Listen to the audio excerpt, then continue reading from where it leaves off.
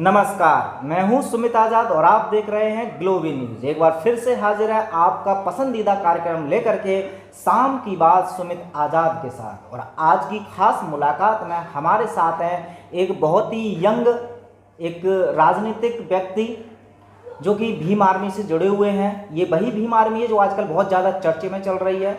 तो आज इन्हीं से जानेंगे कि आखिरकार ये जो भीम आर्मी है क्या है, इसका एजेंडा क्या है, तमाम तरह की ऐसी बातें जो बहुत सारे लोगों को नहीं पता है। स्वागत है आपका ग्लोबी न्यूज़ में। बहुत बहुत धन्यवाद। तो सर, सबसे पहले मैं चाहूँगा कि आप हमारे दर्शकों को थोड़ा अपने बारे में इंट्रोडक्शन दे दें, उसके बाद हम आगे की बात करेंगे। मांगने से तो केवल भीख मिलती है, अधिकार तो छीने जाते हैं। सभी लोगों को मेरा क्रांतिकारी जय भीम। मेरा नाम है एडवोकेट संजीव कुमार आज़ाद। मैं भीम आर्मी का एक कार्यकर्ता हूं, जो कि चंदौसी सिटी का रहने वाला, डिस्ट्रिक्ट संभल का। और मैं भीम आर्मी का इस समय आपका ज़मीनी स्तर पर कार्य देख रहा हूं। अच्छा, बहुत सारे ऐसे दर्शक हमारे हैं जो इसमें देख रहे हैं, तो कुछ लोगों ने खैर भीम आर्मी के बारे में सुना होगा, कुछ इसके बारे में थोड़ा जानते भी होंगे, बट बहुत सारे ऐसे भी दर्शक हो सकते हैं जो शायद भीम आर्मी के बारे में जानते ही ना हो। तो अगर हम बात करें कि इस समय चर्चा तो भीम आर्मी की काफ़ी चल रही है, लेकिन इसकी स्थापना कब हुई, इसका इतिहास क्या है, कुछ इसके बारे में बताइए सर। भीम आर्मी की स्थापना, जो कि एक सामाजिक संगठन है, 21 जुलाई 2015 को हुई। इसका स्थापना दिवस सहारनपुर में अभी भीम आर्मी के कार्यकर्ताओं और चंद्रशेखर आज़ाद भाई राष्ट्रीय अध्यक्ष विजय रतन के द्वारा मनाया गया। अब आप बात करते हैं इस भीम आर्मी का, मैंने चंद्रशेखर आज़ाद को भी कई बार सुना है, वो कहते हैं कि हम बहुजनों के लिए लड़ रहे हैं और ये जो लड़ाई है भीम आर्मी की, ये बहुजनों के अधिकारों की है। तो इसी एक वर्ग के लिए, बहुजनों के लिए पहले भी बहुत सारे संगठन चल रहे हैं ऑलरेडी, बहुत सारे राजनीतिक पार्टियां भी हैं। तो आखिरकार भीम आर्मी की आवश्यकता क्यों? आपका सवाल बहुत अच्छा है कि भीम आर्मी की आवश्यकता ही क्यों। भीम आर्मी की आवश्यकता इसलिए पड़ी क्योंकि जब बहुजनों पर अत्याचार बढ़े, अत्याचार जरूरी नहीं है कि आज ही हो रहे हैं, अत्याचार पहले से ही होते आ रहे हैं, पर पहले से ही राजनीतिक पार्टियां हमेशा अपनी सत्ता की रोटी सेकने पर लगी रहती थी। और संगठन भारत के अंदर बहुत पहले से चल रहे हैं, पर किसी भी संगठन ने आज तक बहुजनों पर हो रहे अत्याचार के खिलाफ आवाज़ उठाने की कोशिश नहीं की। पर भीम आर्मी ही क्यों? क्योंकि भीम आर्मी जैसे ही वर्चस्व में आई, भीम आर्मी ने अपनी पहली लड़ाई सहारनपुर से स्टार्ट की, जहां 25 से 30 दलितों के, बहुजनों के घर जलाए गए, उन्हें बर्बर तरीके से मारा गया, उनके शरीर के अंग काट दिए गए। जहां भीम आर्मी ने अपना योगदान देते हुए वहां के लोगों के लिए न्याय की मांग रखी और वहां के लोगों के लिए एक इंसाफ की बात रखी, जो कि भीम आर्मी आज इस मांग को पूरे भारत में किसी के साथ भी अन्याय हो रहा हो, उसके लिए सबसे पहले आगे भीम आर्मी आती है। इसीलिए भीम आर्मी की आवश्यकता पड़ी। तो आपका कहना है कि जो बहुजन यानी कि दलितों वगैरह पर जो अत्याचार हो रहे हैं उनके खिलाफ ये भीम आर्मी लड़ती है। क्या आपको लगता है कि सच में आज के दौर में, जहाँ पर एक तरफ हम चांद तक पहुँच चुके हैं, चंद्रमा पर पहुँच रहे हैं, मतलब इतना ज़्यादा युग बदल चुका है, क्या आज की डेट में ये भारत में ऐसा है कि दलितों के साथ अत्याचार होता है? कैसे आप इस चीज़ को आइडेंटिफाई कर पाएंगे? बिल्कुल, मैं आपके सवाल का जवाब देना चाहूँगा। आज भी समाज की सोच नहीं बदली है। आज भी समाज की सोच पहले जैसी है, केवल लोगों के तरीके बदल गए हैं। कासगंज में आज भी दलितों की बारात न निकलने दी जाती है। आज भी गुजरात के अंदर दलितों की बारात पर पत्थर फेंके जाते हैं। आज भी बहुजन लोग मूछें रखने पर उन्हें मार दिया जाता है। आज भी बहुजन और दलित लोगों के लिए बारात निकालने के लिए परमिशन ली जाती हो। आज भी बहुजनों के लिए किसी भी स्तर पर कोई कार्य के लिए परमिशन लेनी पड़ती हो, और आज भी बहुजनों की बारात वगैरह निकालने के लिए पुलिस सहायता लेनी पड़ती हो। तो ये अगर बहुजनों के साथ अत्याचार और जातिवाद और उनके साथ ये उत्पीड़न नहीं है तो और क्या है? ये आज़ाद भारत की घटनाएं हैं जो मैं आज आपको बता रहा हूँ। चलिए आपकी बात मान ली कि हाँ दलितों पर या बहुजनों पर अत्याचार हो रहा है, लेकिन ऐसा नहीं है, देश में और भी ऐसे लोग हैं जो सवर्ण भी होते हैं, उन पर भी अत्याचार होता है। तो इस देश में अगर किसी पर भी अत्याचार हो रहा है तो उसके साथ न्याय करने के लिए हमारे पूरे देश में संविधान है, हमारा देश संविधान से चलता है। तो जब हमारे देश में संविधान है उन्हें न्याय दिलाने के लिए, तो फिर ये भीम आर्मी क्यों? तो आपने सवाल बहुत अच्छा किया कि आज हमारी सबसे बड़ी अगर ताकत है तो वो हमारी संविधान है, और संविधान को आज की मौजूदा सरकार उसे ख़त्म करने में लगी पड़ी है, उसे मिटाने में लगी पड़ी है। पर हमारी भीम आर्मी, हमारा उद्देश्य इस देश के संविधान को बचाना है। चलिए बहुत अच्छी बात है। हालांकि देश से चाहे कोई भी हो, संविधान से ही चलना चाहिए और चलेगा, आई होप। चलिए आपने बताया कि भीम आर्मी का जो उद्देश्य है वो क्लियर साफ हो चुका है, अच्छी बात है और ये होना भी चाहिए। लेकिन अब अभी सुनने में आया था, मैंने देखा था सुनने में 15 मार्च अभी 2020 में ही चंद्रशेखर आज़ाद ने एक राजनीतिक पार्टी बनाई है। और ये जो भीम आर्मी था एक सोशल ऑर्गेनाइजेशन था, एक सोशल संस्था थी जो कि समाज में सुधार कर रही थी। लेकिन फिर जो झुकाव है चंद्रशेखर आज़ाद का राजनीति की तरफ, तो ये कितना जायज़ है और आखिरकार एक सामाजिक संस्था से उन्हें राजनीति में जाने की आखिरकार ज़रूरत ही क्यों पड़ी?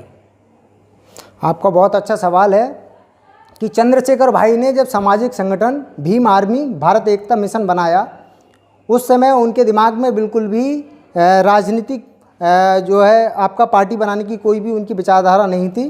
पर बात को बनी वो क्यों, आपका सवाल ये है। तो भीम आर्मी के चीफ चंद्रशेखर आज़ाद भाई जब सहारनपुर की लड़ाई के लिए सबसे आगे आए, उस समय उन्हें एनएसए लगाकर कई महीनों के लिए जेल में डाल दिया गया।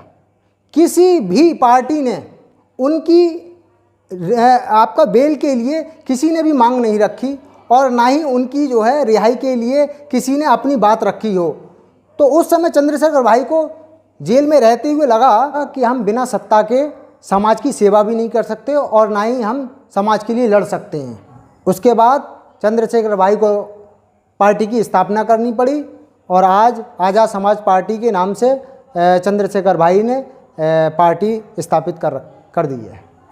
तो अगर बहुजन की ही जनता, जो बहुजन है, दलित हैं, अगर वो इस क्वेश्चन को उठाते हैं, या मैं उनकी तरफ से क्वेश्चन पूछूं कि आखिरकार दलितों के अधिकारों के लिए या बहुजनों के अधिकारों के लिए लड़ने वाला या कोई राजनीतिक पार्टी ये आज़ाद समाज पार्टी यानी एएसपी या चंद्रशेखर आज़ाद ही क्यों, कोई अन्य दल क्यों नहीं?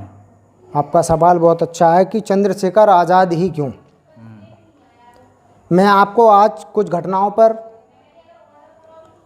आपका ध्यान लेना चाहूँगा। जी। जब सहारनपुर में दंगा हुआ था तो सबसे पहले भीम आर्मी संगठन और एक केवल जो कि आप राजनेता भी कह सकते हो कि चंद्रशेखर भाई ही खड़े हुए थे बहुजनों के न्याय के लिए। सहारनपुर के बाद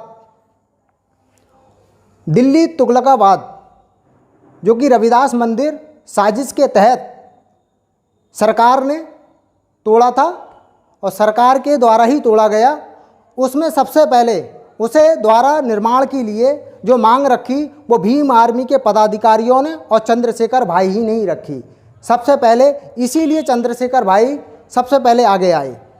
उसके बाद एनआरसी के तौर पर अल्पसंख्यक को यहाँ भारत के अंदर उनके वोट के अधिकार को जो छीनने की साजिश रची जा रही थी एनआरसी का नाम लेकर, ताकि जो लोग बीजेपी को वोट नहीं देते हैं उन्हें एनआरसी के जरिए विदेशी घोषित कर दिया जाए और उनसे उनका वोट का अधिकार छीन लिया जाए। उस समय भी चंद्रशेखर भाई और उनका संगठन ही सबसे पहले आगे आया था, और सभी लोगों ने जो भी भीम आर्मी के पदाधिकारी थे उन्होंने अपना बहुत ही मजबूती तरीके से योगदान दिया।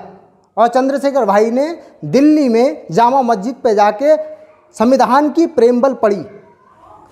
मुरादाबाद में घटना हुई जहां मुरादाबाद में लाइन पार वाल्मीकि समाज के बाप और बेटे को ईंटों से कुचल के मार दिया गया, जिसके लिए भीम आर्मी ने ही न्याय मांगने के लिए बात रखी और उनकी एफआईआर तक दर्ज नहीं हो रही थी, जो कि भीम आर्मी ने ही एफआईआर दर्ज कराई।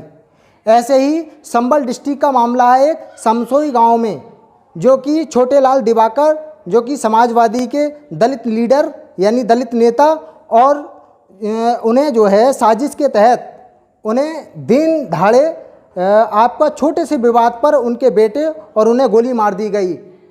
उस केस में भी भीम आर्मी और चंद्रशेखर आज़ाद भाई ने ही न्याय की मांग रखी और उन लोगों के खिलाफ जिन लोगों के उस FIR में नाम दर्ज रिपोर्ट थी उसमें उन लोगों को आपका पकड़वाने के लिए और उनके न्याय के लिए चंद्रशेखर आज़ाद भाई सबसे पहले आगे आए। ऐसे अन्य घटनाएं हैं जहां चंद्रशेखर भाई और आपका जो है भीम आर्मी ही सबसे आगे आई है। इसीलिए भीम आर्मी की सबसे ज़्यादा आप आवश्यकता भारत के अंदर लगती है कि भीम आर्मी आज सबसे पहले बहुजनों के लिए बात रखती है, और चंद्रशेखर भाई एक ऐसे लीडर हैं जो सबसे पहले अपनी आवाज़ बुलंद रखते हैं, प्रशासन से भी लेकर और आपका राजनीतिक तौर पर भी लेकर। अच्छा, आप जिस तरह से घटना घटती हैं और प्रशासन के खिलाफ आप बेबाक तरीके से बोलते हैं, आपके बहुत सारे कार्यकर्ताओं को मैंने भी देखा है कि जहाँ भी कुछ घटना घटती है और प्रशासन अगर कुछ दलितों के साथ या बहुजनों के साथ गलत करता है तो आप चौकी में कोतवाली में मतलब उनके साथ चले जाते हो। तो आप जो बेबाक तरीके से प्रशासन से जो टक्कर लेते हो, तो ऐसे ही आम कार्यकर्ता भीम आर्मी की तरफ से किसी भी बहुजन के लिए लड़ता है और वो अगर जेल जाता है तो ऐसी स्थिति में भीम आर्मी का क्या रोल रहता है? उस कार्यकर्ता को क्या वो जेल से छुड़ाती है या कैसे कुछ जिम्मेदारी लेती है क्या कार्यकर्ताओं की? भीम आर्मी अपने एक एक सैनिक के लिए हमेशा तैयार रहती है, कानूनी कार्रवाई की लड़ाई के लिए, उन्हें छुड़ाने के लिए, उनके बेल कराने के लिए भी। क्योंकि भीम आर्मी का साफ कहना है अगर अपनी समाज की सेवा करने के लिए अगर आपको जेल भी जाना पड़े तो आप अपनी गिरफ्तारी दे दो। आप बिल्कुल भी निडर होकर समाज की सेवा करें, आप बिल्कुल भी कोर्ट कचहरी और आप जो है जेल से बिल्कुल भी ना डरें। क्यों? क्योंकि हमें समाज में सेवा करनी है और लोगों के लिए न्याय की बात रखनी है, उत्पीड़न के खिलाफ हमें अपनी आवाज़ बुलंद करनी है। तो संजीव जी, आखिरी प्रश्न मेरा यही रहेगा आपसे कि चलिए बहुत अच्छी बात है कि भीम आर्मी का इंटेंशन काफ़ी अच्छा है, उद्देश्य काफ़ी अच्छा है, समाज के लिए कुछ अच्छा करना चाहती है, लेकिन एक आम युवा अगर भीम आर्मी से जुड़ना चाहता है, उसके लिए काम करना चाहता है उसके साथ मिल करके, तो वो भीम आर्मी से कैसे जुड़ सकता है? भीम आर्मी ने अब हर राज्य में अपने प्रदेश अध्यक्ष चुन दिए हैं। प्रदेश अध्यक्ष उन्होंने मंडल अध्यक्ष, जिला अध्यक्ष काफ़ी जो है अपनी टीम बना रखी है, और सभी डिस्ट्रिक्ट में सभी मंडल में भीम आर्मी के कार्यकर्ता आज आपको मौजूद मिल जाएंगे। जिस भी भीम सैनिक को, जिस भी बहुजन सदस्य को, जो भी व्यक्ति, युवा व्यक्ति, कोई भी व्यक्ति अगर मान लो भीम आर्मी से जुड़ना चाहता है, उसका सदस्य बनना चाहता है, तो वो भीम आर्मी की टीम से संपर्क कर सकता है। अगर उन्हें लगता है कि भीम आर्मी की टीम से संपर्क नहीं हो पा रहा है तो आप मेरा स्क्रीन पे जो नंबर आ रहा है उस नंबर से आप कांटेक्ट कर सकते हैं। मुझसे आप अपने जो है जो भी सवाल हो उस सवाल से संबंधित आप मुझसे बात भी कर सकते हैं। मैं आपके हर सवाल का जवाब दूंगा। चलिए, बहुत बहुत शुक्रिया, आपने इतनी सारी बात बताई, तो सबसे पहले बहुत बहुत धन्यवाद इतनी सारी बातचीत करने के लिए। ग्लोबी न्यूज़ के लिए बहुत बहुत धन्यवाद। आपने मुझे इंटरव्यू के लिए बुलाया, बहुत अच्छा लगा। तो जैसा कि दर्शकों आपने कुछ ना कुछ जानकारी ली होगी कि ये जो भीम आर्मी चल रहा है आजकल काफ़ी ज़्यादा ट्रेंड है, सोशल मीडिया पर आप काफ़ी ज़्यादा सुन रहे होंगे, तो इसके बारे में कुछ जानकारी लाने की मैंने कोशिश की। आप आई होप कि आपको समझ में कुछ आया होगा। और भी कुछ जानकारी जानना चाहते हैं तो इनका मैं नंबर मेंशन कर दूंगा, आप जानकारी ले सकते हो। ये काफ़ी एक उभरता हुआ सामाजिक संगठन है, देखते हैं इनका उद्देश्य या इसका क्या आगे की मंजिल रहती है, लेकिन आपको आई होप कि कुछ ना कुछ जानकारी इन चीज़ों के बारे में मिली होगी। तो चलिए मिलते हैं एक और खास मुलाकात के साथ अगली वीडियो में, तब तक अपना ख्याल रखें। जय हिंद।